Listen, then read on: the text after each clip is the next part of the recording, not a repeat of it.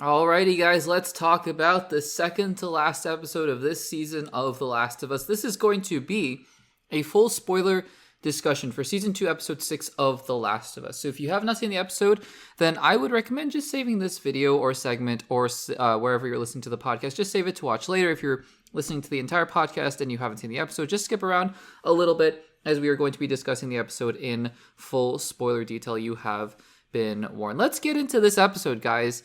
And I'm not going to bury the lead. I talked about it in my immediate reaction, but I thought this was up there with some of the best episodes of this show thus far. This show's only had about 15 episodes or so, but it was really one of the best. And this show has been able to put out some of the best episodes of television that I've seen in a long time. Now, what I'm going to do in this spoiler discussion is a little bit different than the past few spoiler discussions for this season and for the other shows that I've been talking about recently. I have been doing the model of doing a kind of mini play-by-play as I go through my notes here, and I'm still going to reference my notes. I took the same kind of notes that I always do for this episode, but I really want to treat this more. If you watch my YouTube channel or you listen to the podcast, you'll know for movies and generally from new movies and non-spoiler and spoiler reviews for those, I'm not as play-by-play for those.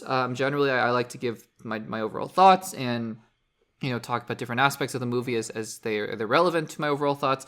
And I thought I'd try that here instead of doing a full play-by-play, although again, I will be looking at my notes and referencing them as we go along and the reason I say that is because I think that this episode, I have some more overarching thoughts about this episode than I do for other ones. Other ones, I'm like, yeah, I have one general takeaway or a couple things that stood out to me, but I want to kind of dive deep into all the nitty-gritty minutia.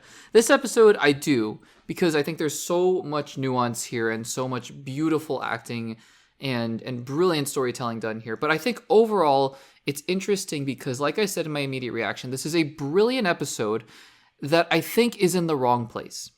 And what I mean by that, let's dive into that a little bit, because this episode is a flashback episode with Joel. We start out actually with, this is a flashback episode between Joel and Ellie, but we start out with a flashback of Joel himself as a young kid. And it's an amazing line where you have this conflicted relationship because it looks like Joel's dad was not the greatest guy. But he says something to Joel that sticks through the rest of the episode. He says, when you have a kid someday, if you have a kid someday, just try to do a little bit better. And it's an interesting thought, right? It's kind of that idea of parenting, generational parenting of you just want to kind of try to do a little bit better each time and learn from the mistakes and move on. And that's something that Joel takes with him throughout this episode. And so it's, we go through the different years. I think there's the year after Ellie was rescued from the Fireflies facility in Salt Lake City. And then there's the year after that, and I think 2 years later, and then we jump to present day, or we jump to right before Joel dies, which is heartbreaking. And it gives so much context to that, right? And I think all of it was amazing. We'll talk a little bit about each segment. I think all of it was just amazing. The last little bit, I love when shows are able to do this, where they're able to recontextualize scenes that came before them, or even movies, right, with mysteries and whodunits and whatnot. They're able to really paint a better picture of what came before. I love how I had thought that scene, that Ellie had left Joel with this huge sense of regret of ignoring him basically on New Year's and turning her back on him after he had stepped in between her and Seth. And that you had thought that and assumed that was their last interaction, right? The fact of the matter is that what they do here is they show that she came back to the porch and they talked about, because what was revealed in the last episode is that she knew what happened in Salt Lake City. And there was a small possibility in my mind that she was bluffing, but I thought that the more likely scenario was that she knew. And sure enough, this episode at the very end reveals that she comes back, and Joel and Ellie have one of the most heartbreaking conversations I have seen ever. I think Pedro Pascal in this episode because you know what? When actors cry, and this may seem like a tangent, but I just wanted to say this because I want to give flowers to Pedro Pascal here, because he just broke my heart. I was crying. I was in tears because of Pedro Pascal. He is a phenomenal actor. And I was going back to my earlier point, when actors cry in scenes, some of them can do a really good job. I think some of them, are capable of really being true to life, right? When they cry in scenes. I think some have, most actors have this way of crying where it feels just like, oh, I'm crying for camera.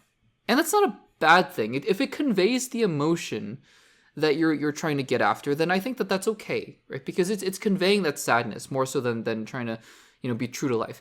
When Pedro started to tear up, and the tears just kept coming, and you could tell he was trying to fight through it, but then he broke down.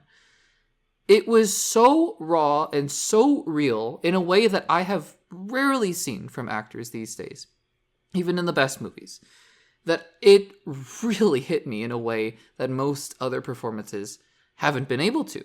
And again, we talked a lot about for I guess it's been 4 years now. That's amazing. It's incredible. WandaVision, right? That line of what is grief if not love persevering. I think I wrote it down. I wrote down the line here that Joel says here, where because I love you in a way that you'll never understand. And that is, I think, the up there with the what is grief and all those lines in these shows, because I love you in a way that you'll never understand.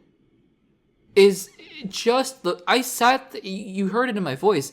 I read the line out loud again, and I just was speechless because it's so true. I mean, Joel gave up the world. Who knows how many people he killed, Gail's husband being one of them, because Ellie didn't die and produce a cure. And by the way, who knows if the cure would have worked, right? We don't know that. And I'm sure that, that's not what Joel was thinking about, but who also cannot relate to the fact, and especially if you have kids, I know, I'm sure that if you have kids, then it's even more resonant. Who would not give up the world for people they love? Literally give up the world. That is a truth that is hard, but it is so real, and I love that the show is tackling it. And what this episode does, right, as we go through a little bit here, first you start out with Joel making the guitar, and then the cake, right, and it's so sweet. And what Pedro Pascal, I think he could win an Emmy just for this episode. I don't really know how the categories work and whatnot. Maybe would he be a supporting actor in the season? I guess so, but he might win an Emmy for this episode alone, basically, and also the first couple episodes as well. But what I took away from the beginning of this episode was just how much he loves this kid. It's in a way where he doesn't have to say it until the very end that he loves her, but it's the intangible quality of a parent who adores their child, and the frustration he feels when she's acting out against him. And sure, is he being a little unfair? Yes, absolutely.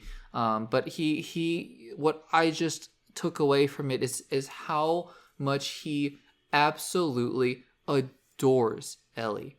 And it breaks your heart. If I ever have the emotional nerve to rewatch this series, and I don't know if I ever will, I might at some point, when season 3 comes out, or maybe right before season 3 comes out, if I ever have the nerve to rewatch this series, it's going to recontextualize the entire beginning of the show, and it's going to be so much more heartbreaking because Ellie was I mean, look, she's being a teenager, right? That's not an excuse necessarily, but she's being a teenager, and she's being so harsh to Joel. And Joel he's just trying. And again, part of it is just Ellie growing up and Joel needing to accept that, right? That scene where she's caught getting a tattoo and hanging out. I think that's just, I don't know if that's a character we've seen before in the show, the other girl who's giving her a tattoo. But, it's just Ellie exploring growing up, but also Joel realizing and trying to grapple with that. But Ellie then also acting out. And it's just all these things that are just so true to life.